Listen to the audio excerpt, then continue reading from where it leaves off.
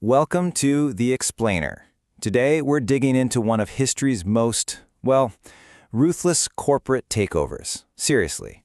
It's the story of how a British trading company managed to conquer Bengal, which was, at the time, one of the wealthiest places on the entire planet.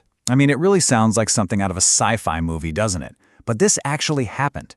So let's just get right to the big question. How does a company, a business that's all about profit, end up conquering a whole country? That's the puzzle we're going to piece together. Yeah, and this wasn't some sudden invasion. Not at all. It was a slow burn, unfolding over almost 300 years.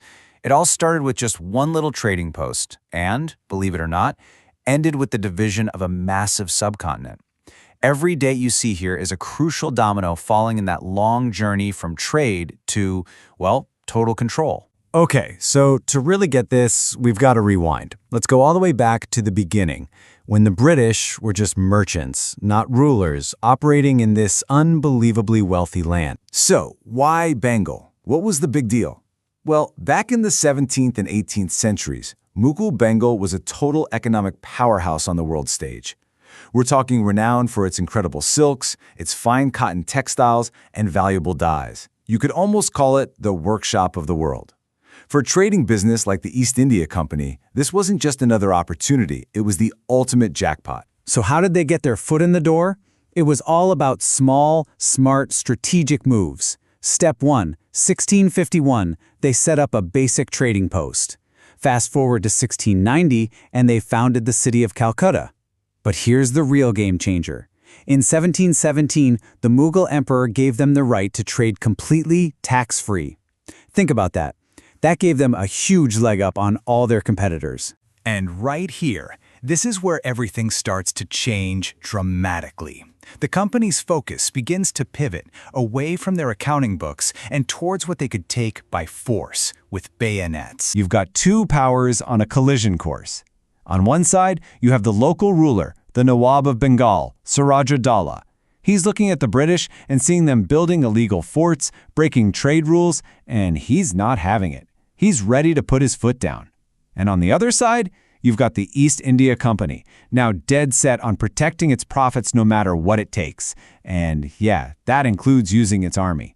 You could just feel the tension, right? Something had to give. And it did, in the year 1757, at what's known as the Battle of Plassey.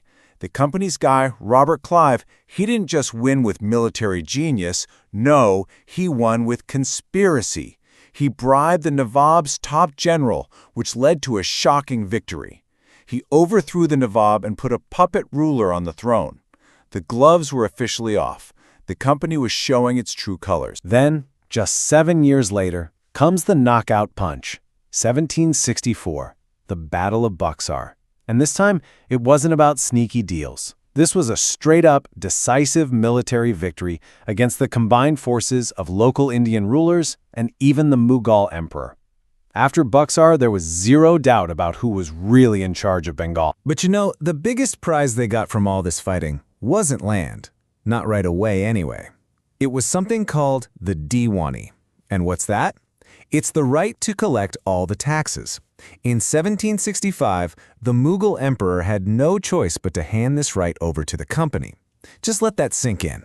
A private company now had the power of a government. It could use Bengal's own money to pay for its own armies and its own trade. It's an incredible thought. But, grabbing control is one thing.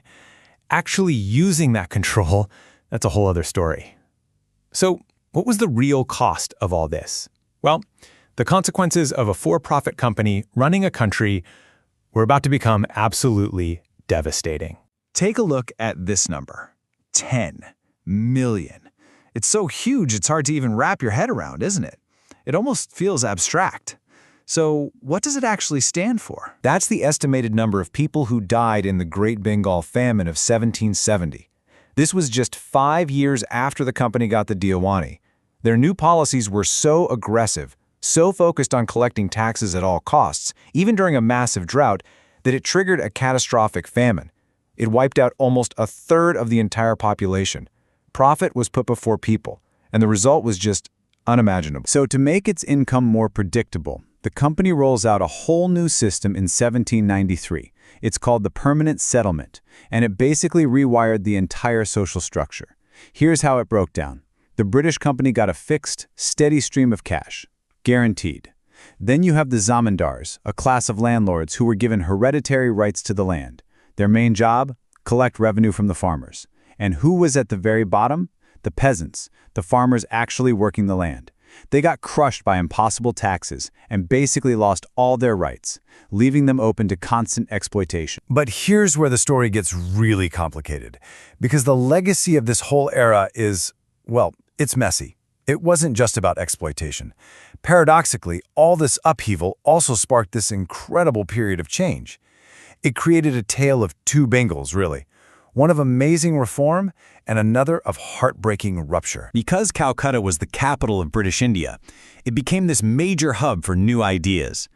The 19th century gave rise to what's now called the Bengal Renaissance, just this incredible explosion of art, literature, education, and social reform. You have thinkers like Raja Rammohn Rai challenging traditions. And, ironically, all of this new intellectual energy is what eventually lit the fire for the nationalist movements that would one day fight to kick the British out. But the flip side of that coin was division, a stark division. In 1905, the British saw this rising tide of nationalism, the one they'd accidentally helped create, and to try and weaken it, they split Bengal in two for the first time. And then came 1947 with the independence of India. That brought the final, tragic partition, which permanently divided the region into what we now know as West Bengal in India and the country that would eventually become Bangladesh. And all of this brings us right back to where we started, but maybe with a bit more perspective. The story of British Bengal gives us a pretty stark answer to our question. When a company's power grows so large that it rivals a nation's, who pays the price? Well, that price isn't paid on a corporate balance sheet. It's paid with human lives and famines. It's paid with exploitation. And it's paid in lands that are divided forever. And that's a lesson from history that feels more relevant than ever today.